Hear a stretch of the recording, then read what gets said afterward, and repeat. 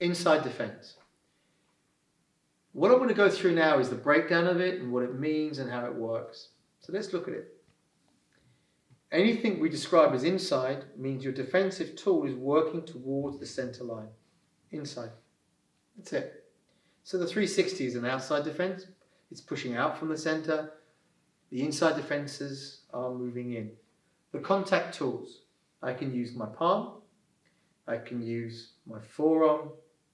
Doesn't matter. The trajectory is still the same. Now let's talk about the actual defence itself.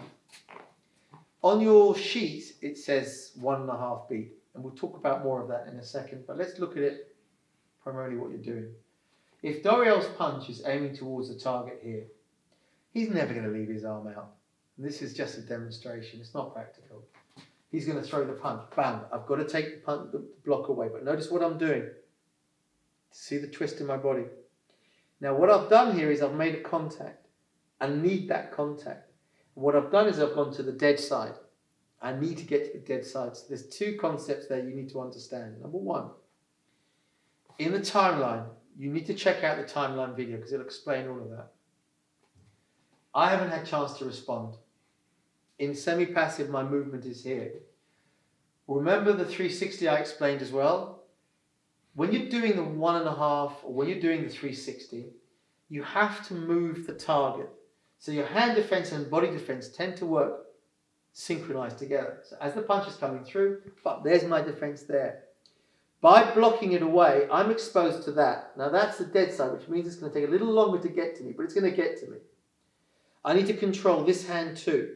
So I almost like stick to it. And then I'm driving in, and now I'm fighting. So let's look at the movement from another angle. As Doriel throws the punch, there, boom, I've broken the line. And this is something you're going to hear a lot when I'm talking about in terms of defense. Break the line, bam, I've broken the line, body defense, break the line. As I've broken the line here, I know that Doriel wants to come through that second punch there.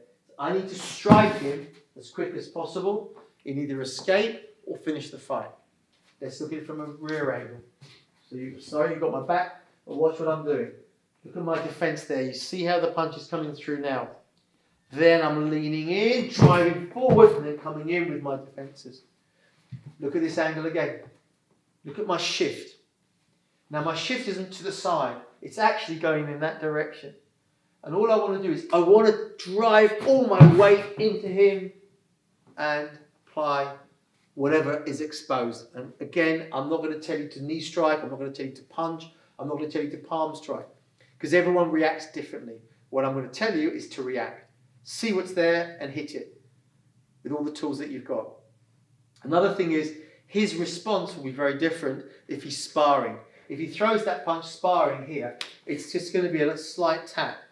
I'm not going to overcommit. But if he commits the punch into me, it's much easier to be able to feed off it and find the opening. So there's a lot of things to play with. There's a lot of little concepts rolling underneath what I'm teaching. So what you should be practicing is this. It's just your ability to move, either from passive, semi-passive, or from fighting stance. As I'm working, it's that ability just to take that angle. Again, that footwork will start to come a lot in the stuff that we're doing over the number of videos that we'll be putting out.